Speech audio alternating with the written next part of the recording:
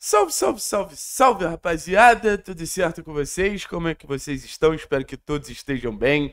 Espero que todos estejam animados. Daqui a pouco tem jogo de Copa do Brasil.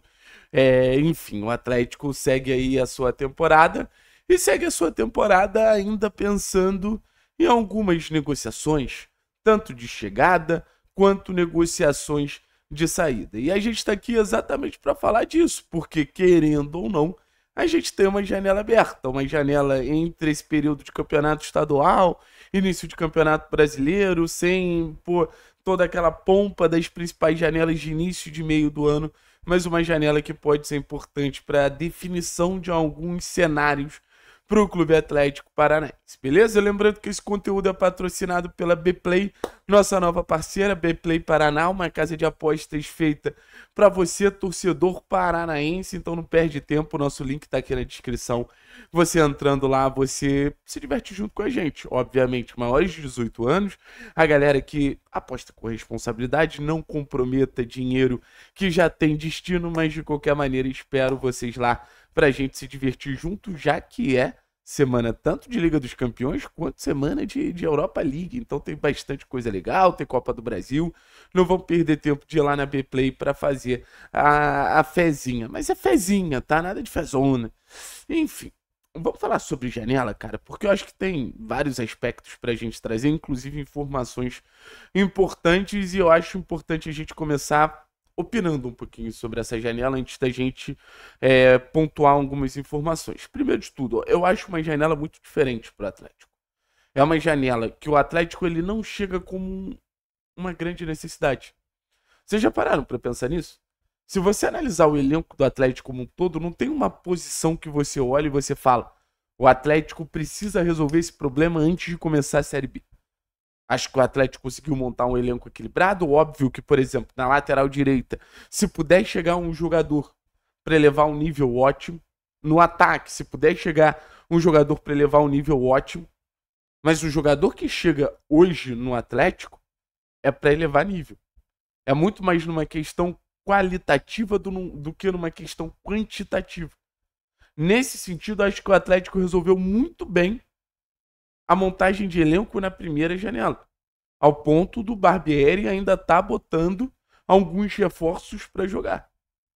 A realidade é que o Atlético ainda não terminou a primeira janela para tentar pensar em muitos nomes na segunda.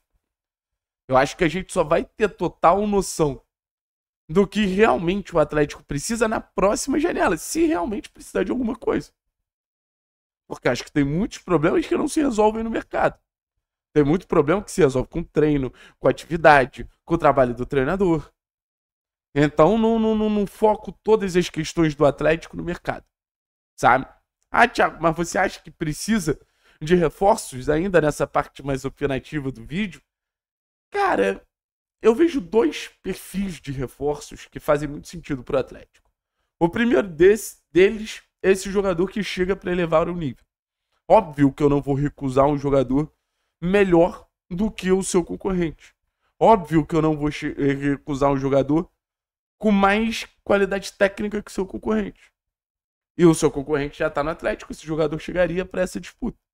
E o segundo jogador, perfil de jogador que eu gostaria muito de ver o Atlético trazendo, jogadores com perspectiva de futuro. É óbvio que trazer um Patrick, trazer um Juliano, trazer um Léo, trazer um Luiz Fernando é ótimo.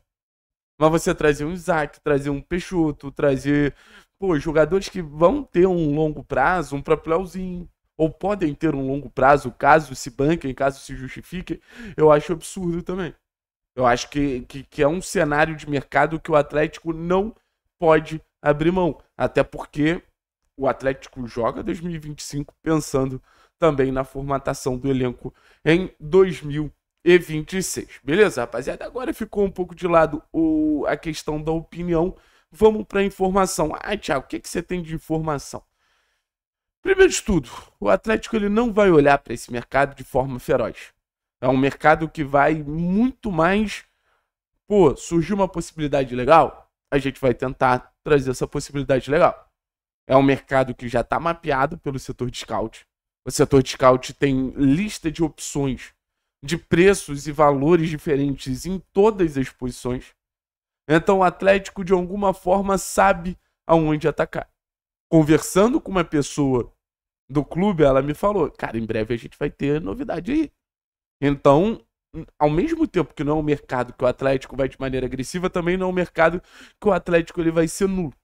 O Atlético vai estar, isso é informação, o Atlético está monitorando, por exemplo, destaques de campeonato estadual. A chegada, por exemplo, do Renan Peixoto não é à toa. O Campeonato Paulista tem outros destaques sendo monitorados. A gente está tentando confirmar os nomes, mas tem outros destaques sendo monitorados. Eu acho que esse é um primeiro ponto muito importante. Posições que o Atlético pode ir atrás. Muito está se falando de lateral esquerdo. E é real, o Atlético vai atrás de um lateral esquerdo. E explicando para vocês que lateral esquerdo é esse. Por que um lateral esquerdo? Já que a gente tem Esquivel, já que a gente tem Fernando e já que a gente tem Léo Derick. O Atlético, ele sabe que a situação física do Esquivel não é tão simples. Ponto 1. Ponto 2. O Maurício Barbieri não enxerga o Léo Derick como lateral numa linha de 4. Jogando com 3 zagueiros, numa defesa mais reforçada, beleza.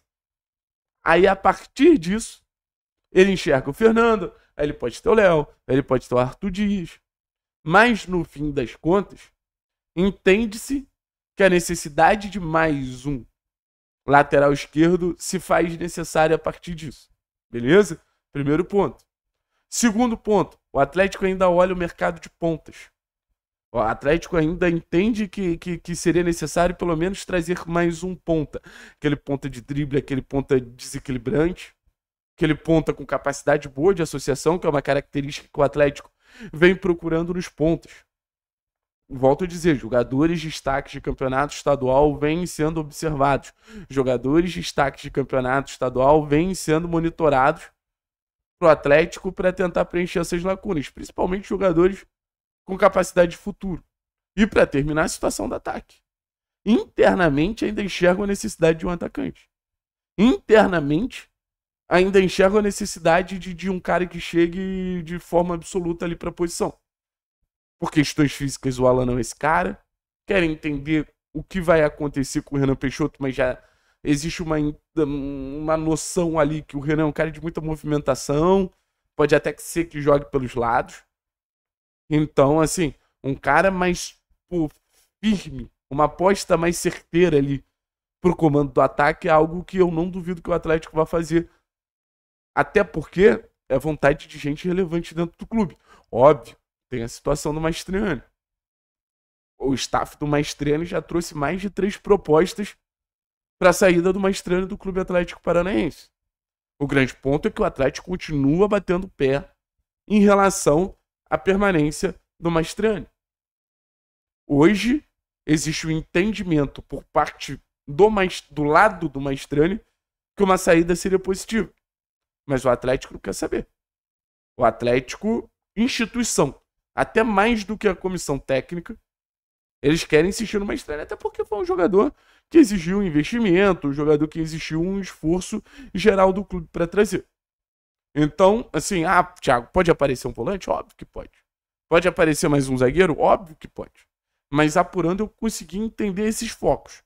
Lateral esquerda, porque não enxerga o Léo Derick esse lateral, questão da ponta, vários jogadores sendo monitorados, e a questão do ataque, um entendimento de uma necessidade que também conversa muito com o que vai acontecer com o Mastriani, enfim, cenários ali que acabam se encaixando. É mais ou menos essas informações que eu tenho do mercado da bola. Acho que são informações exclusivas, muitas dessas, hein?